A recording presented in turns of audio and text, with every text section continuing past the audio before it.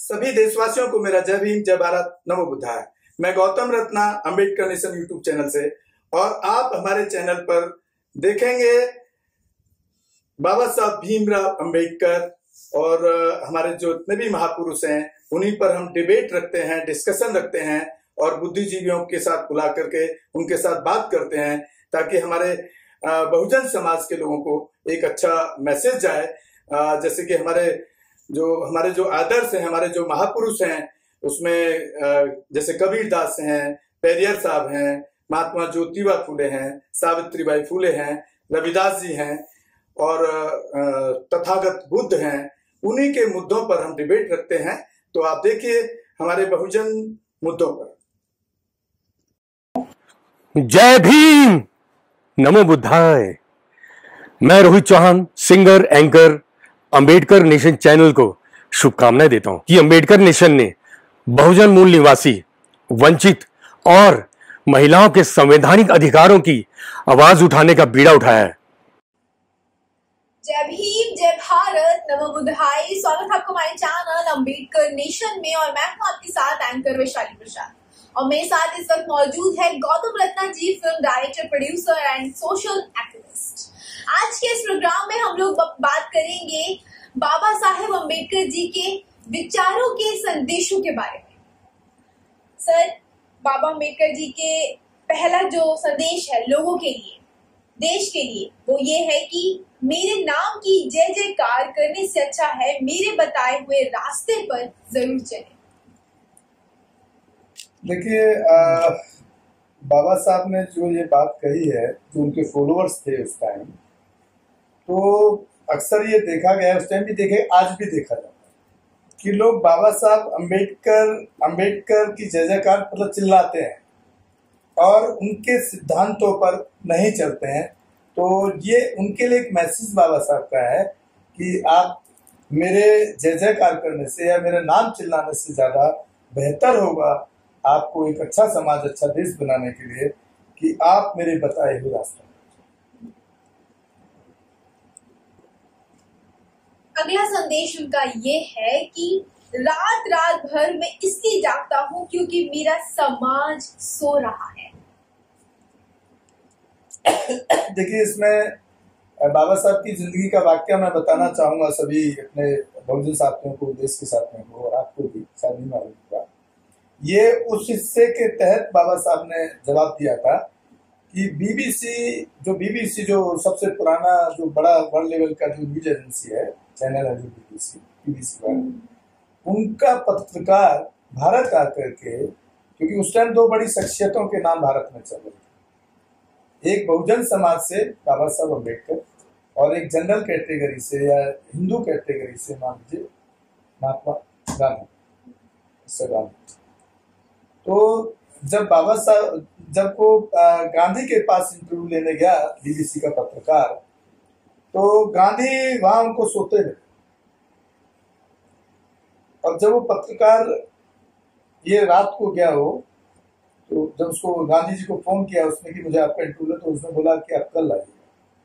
फिर वो बाबा साहब को फोन करता है, बाबा साहब भीमराव अम्बेडकर को, कि मैं आपके देश के मुद्दों पर और सामाजिक मुद्दों पर आपका इंटरव्यू लेना चाहता हूं। रात की बात है, लेट था। कि आपने देखा होगा जो फॉरेन जो कल्चर है ना, वो लोग इसलिए ज्यादा मजबूत है कि वो टाइम के हिसाब से उनको 24 घंटे तैयार रिसर्च करते हैं, काम करते हैं, तब वो वहां तक विकसित देश बने। हमारे यहाँ पे आज भी लोग उस तरीके से नहीं सोचते और धार्मिक अंधापन की तो आप देखते ही हैं, यहाँ पे सब कुछ धर्म से चलता है, बिना धर्म चलता है। तो जब उस अंग्रेज पत्रकार ने, बीबीसी के पत्रकार ने बाबा साहब को फोन किया रात को, तो बाबा साहब ने कहा कि आप 24 घंटे कर सकते हैं।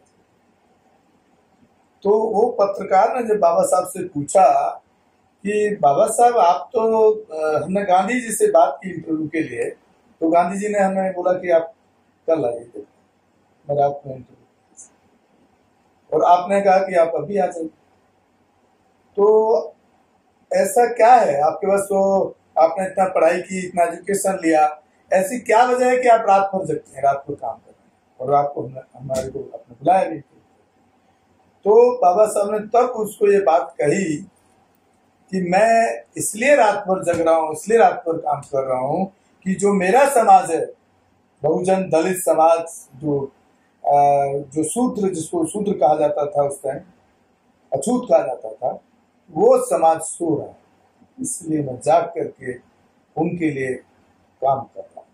और वो उनके काम आपके सामने, आज देश के सामने, पूरे वर्ल्ड के सामने, उनकी जो एजुकेशन है वो है।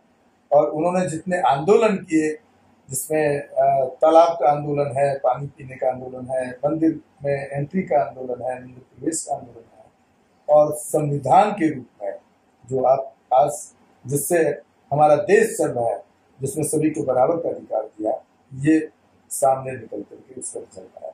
इसका बाबा साहब ने ये बताने की कोशिश की है कि मेरा समाज सो रहा है, इसलिए बचा।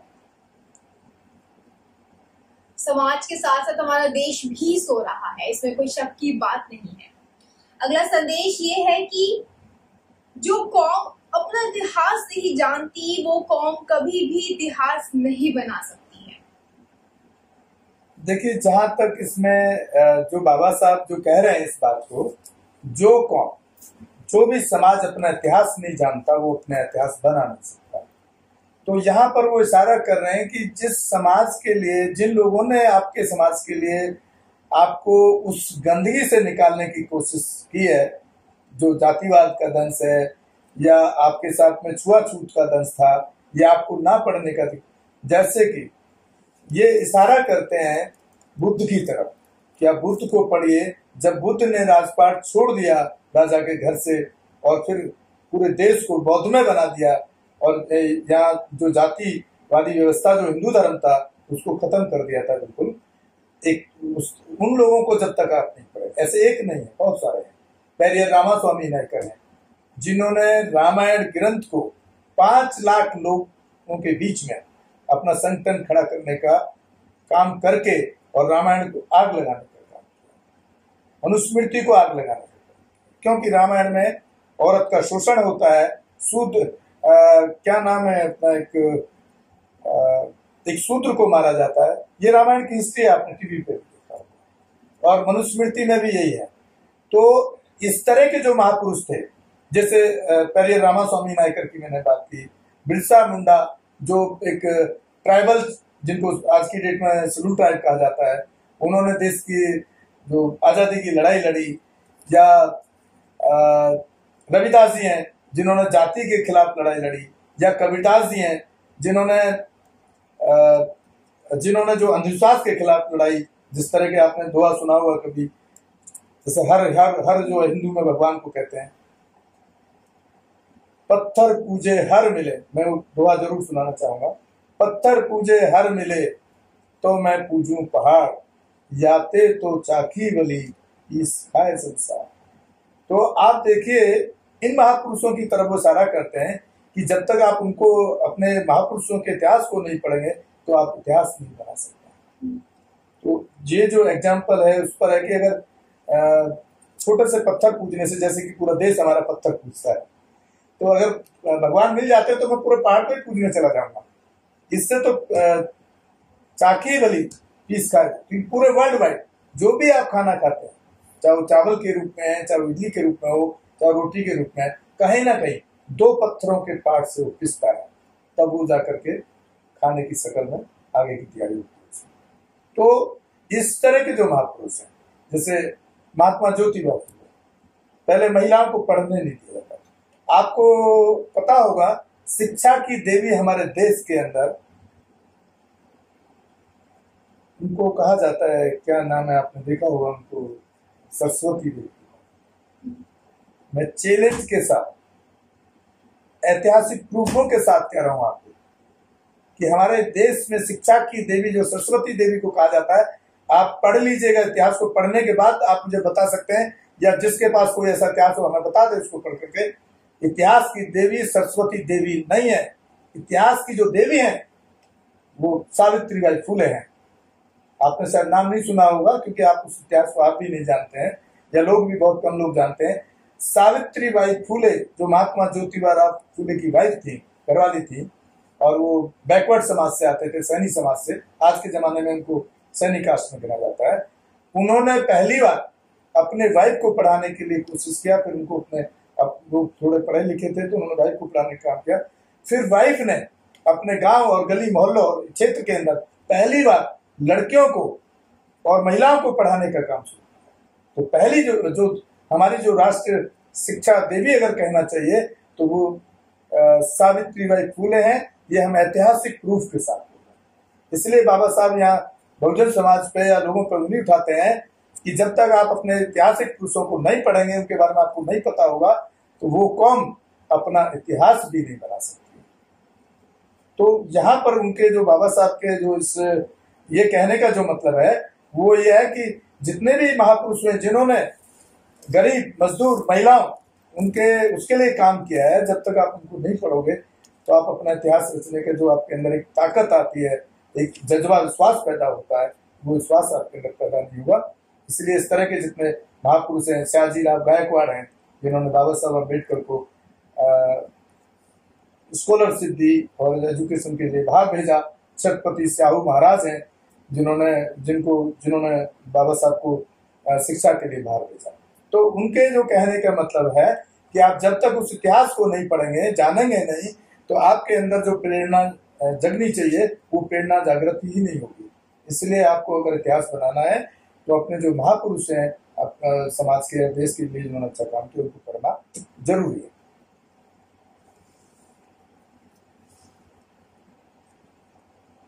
अगला संदेश उनका ये है कि अपने भाग्य के बजाय अपनी मजबूती पर विश्वास रखें। देखिए यहाँ पर बहुत बिल्कुल सीधा स्ट्रेट फॉरवर्ड एक लाइन में उन्होंने क्लियर कर दिया है कि जो लोग भाग्य पर जिंदा रहते हैं, भाग्य के भरोसे अपना भविष्य तय करते हैं, सोचते हैं, तो वो कभी कामयाब नहीं हो सकते, क्योंकि उन्होंने सोचा ही नहीं कि हमें करना क्या। वो करते भी तो सोचते हैं मैंने तो ये कर दिया, मेरा भाग्य है। अगला स्टेप क्या होगा? अगर आप फेलियर हो जाते हैं तो आप किस तरह से सोच करके उस फेलियर से भाग निकलें। तो इसलिए उन्होंने कहा कि अपने भाग के बजाय अपनी मजबूती पर, कि आप कितना मजबूती से किस काम को कर रहे हैं ये उसके ऊपर डिपेंड करता है। तब आपका जो भाग्य है, जो भाग के बजाय अपनी मजबूती पर, तो भाग पर उन्होंने बिल्कुल जो विश्वास करते हैं लोग उनको नकार दिया है। और उनका सीधा इसमें संदेश है कि आप जो काम कर रहे हैं उसको आप ठीक से करिए, चाहे पढ़ाई का है, चाहे बिजनेस का है, चाहे वो आपके नौकरी का है। तो अगर आप उसको ठीक से करेंगे तो भाग कौन सी ताकत है जो आपको दुनिया में आगे से बढ़ने से रोक सकते हैं। आप इसे अगर हम कहें कि भाई आप एंकर बनने का नहीं सोचेंगे या प्लान नहीं करेंगे या उस तरह से आप काम नहीं करेंगे तो आप एंकर कैसे बन सकते हैं? इसमें भाग का कहां से आएगा? क्या आपको भगवान या कोई जो आस्था की शक्तियां आपको रोक सकती हैं? अगर आपने तय कर लिया मुझे एंकर बनना है तो बनना ही है ना। तो मैं इसमें बाबा साहब यही संदेश देते हैं कि आप अपने पहले मंजिल तय कर लीजिए, उसके हिसाब से प्लान करिए, उसके हिसाब से काम करिए। आपको आगे बढ़ने से कोई दुनिया की ताकत नहीं है, भाग्य नाम की कोई चीज दुनिया के अंदर नहीं है जो आपको रोके।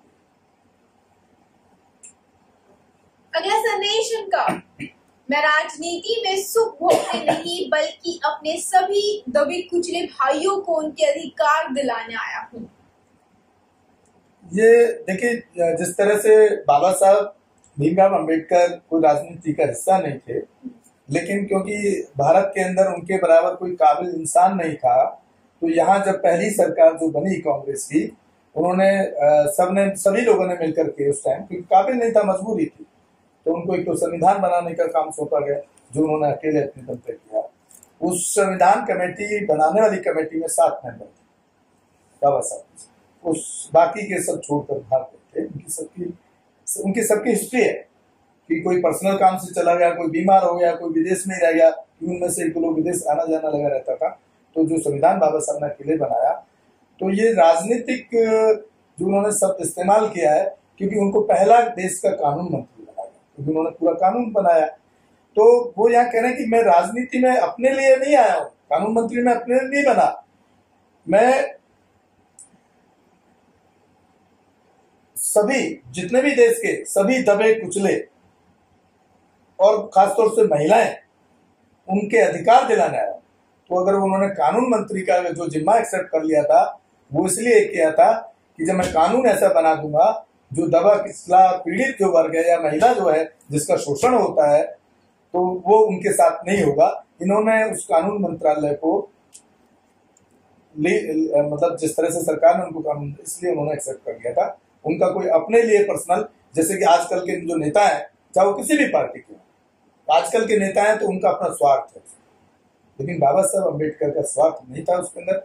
और उसमें उन्होंने पटेल और नेहरू ने, जब बाबा साहब ने हिंदू कोड बिल, आप गूगल पे पढ़ लीजिएगा, हिंदू कोड बिल आपको मिल जाएगा पूरा हिस्ट्री, जो बाबा साहब उनको बहुत ज्यादा अधिकार महिलाओं को और ज्यादा दिलाना चाहते थे, जितने आपके पास जितने अधिकार अब हैं इससे ज्यादा अधिकार दिलाना चाहते। तो नेहरू पटेल ने जब उसको विरोध किया, जिस पटेल की मूर्ति वो लगा रहे हैं सबसे बड़ में, उसी नेहरू और पटेल ने जो देश का पहला प्रधानमंत्री गृह मंत्री था, तो महिलाओं के जब अधिकारों की बात उन्होंने की तो उन्होंने विरोध करने का काम किया, उन अधिकारों में कटौती करने का काम किया। उसके बाद बाबा साहब भीमराव अम्बेडकर ने केंद्रीय मंत्रालय कानून मंत्री पद से इस्तीफा भी दिया।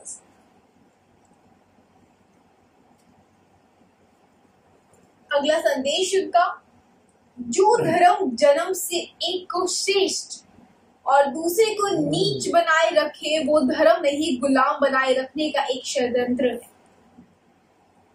देखिए ये बाबा साहब ने जो जातिवाद को झेला, क्योंकि वो हिंदू में पैदा हुए, तो हम हिंदू की बात करें, हम दूसरे में पैदा ही नहीं, हम दूसरे का ज्ञान कैसे होगा। हम जिस समाज में हैं उसी समाज की प्रथा, उसी समाज का सिस्टम हमें पता होगा ना। तो ये उन्होंने सीधा बाबा साहब ने हिंदू धर्म पर उंगली उठाते हैं उसमें कि जिस धर्म में जन्म से एक को श्रेष्ठ और दूसरे को नीच बनाए रखा, वह धर्म नहीं गुलाम बनाए रखने का एक षड्यंत्र है। जैसे आप आज भी देख रहे हैं कि वो फला उसकी जाति का है, उसकी ऊंची जाति है, जैसे आप ब्राह्मण हैं या आप ठाकुर हैं तो ब्राह्मण आपके साथ शादी नहीं करें। तो ये कहीं ना कहीं आपको एक गुलाम बनाए रखने का, या जो लोअर कास्ट में SC ST हैं या जो जिनको अछूत कहते हैं, जिनसे लोग घृणा करते हैं या हरिजन जैसे शब्दों का इस्तेमाल करते हैं, उस पर ये बाबा साहब की बिल्कुल सटीक, एकदम बिल्कुल क्लियर कट शब्दों में टिप्पणी है कि आपको इससे सावधान रहना होगा कि ऐसे धर्म को आपको छोड़ देना चाहिए। ये भी कहा है उन्होंने बाद में, और बाद में उन्होंने उस धर्म को छोड़ भी दिया, तिलांजलि दिया हिंदू धर्म से, क्योंकि उस हिंदू धर्म में सुधार की कोई गुंजाइश नहीं बची थी। और आज भी आप देख रहे हैं, आप भी वो जाति के रूप में है, उसको हिंदू धर्म कहना ही एक अपने आप में मैं समझ रहा हूँ कि सही शब्द नहीं।